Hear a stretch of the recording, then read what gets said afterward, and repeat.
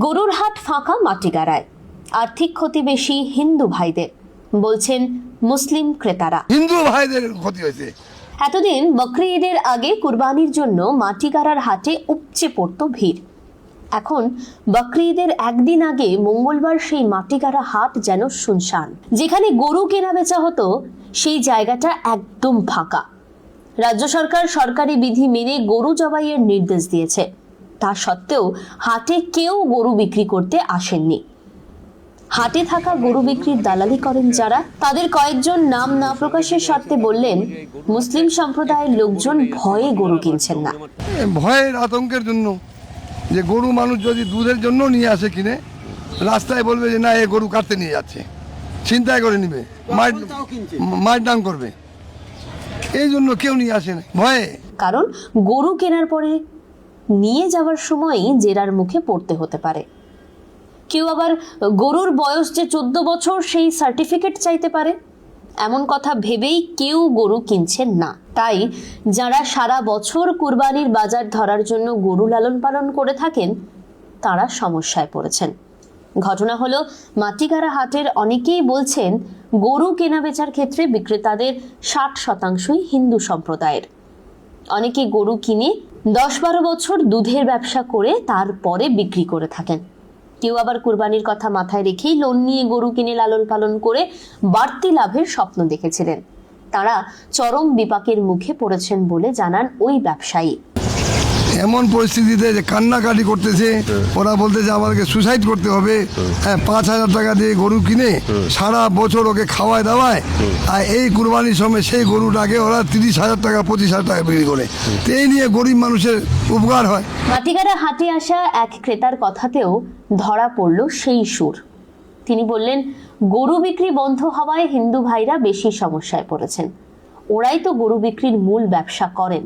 হিন্দু ভাইদের ক্ষতি হয়েছে। আবার গরু বিক্রিতে এত কড়াকড়ি, অথচ গোমাংস এক্সপোর্ট কেন এত হয় ভারত থেকেই, সেই প্রশ্ন উঠল। সরকার বিফ এক্সপোর্ট করতেছে, সরকার লাইসেন্স দিচ্ছে, প্লেনে বিফ যাচ্ছে, ওইখানে বাধা নাই। আর আমার দেশের মানুষ গরু কিনবে বেচবে, ওইটাতে বাধা। হায় রে হায়, কি দুঃখ।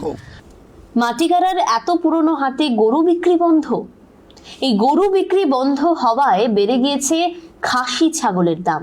এদিন 1,000 টাকা কেজির নিচে খাসি বিক্রি হয়নি বলে ক্রেতাদের অনেকেই জানান। 60 টাকা করে একটা, এই যে আমি খাসি নিলাম 11,000 টাকা দিয়ে। মাটিগাড়ায় পশু কেনা বেচার হাট রাজ্যে বিখ্যাত। একসময়ে এখানে হাতি ঘোড়াও নাকি বিক্রি হতো। সে যাই হোক, এখন গরু বিক্রি বন্ধ হয়ে যাওয়ায় হাটে লোকজন কম, ফলে সমস্যায় হাটের অন্য ব্যবসায়ীরা। হোটেলে লোক নেই। হিন্দু মহিলা কয়েক দশক ধরে মাটিগাড়ায় গরুর হাটের পাশে হোটেল চালান, তিনিও হতাশ। তা আমার তো গরু হাটেতে ছাগল আসে নাই, আমি আর কি পাবো? গরু হাট থাকলে তো হয়তো 1,000-1,500 হইতো। মাটিগাড়া হাট হয় প্রতি মঙ্গলবার। এতদিন কুরবানির আগে হাটে পা ফেলার জায়গা থাকতো না। পার্কিং প্লেসে ভিড় ঠাসা থাকতো। এখন সেখানে গুটি কয়েক বাইক, হাতে গোনা কটি গাড়ি। মাটিগাড়ায় লাইন হোটেল চালান এক হিন্দু ব্যবসায়ী। তিনি কি বলছেন শুনুন। পুরানা একটা গরু হাট্টি আছে এটা, মানে অনেক দূর দূর থেকে গরু আসে এখানে। কিন্তু কুরবানির আগে কত হাজার?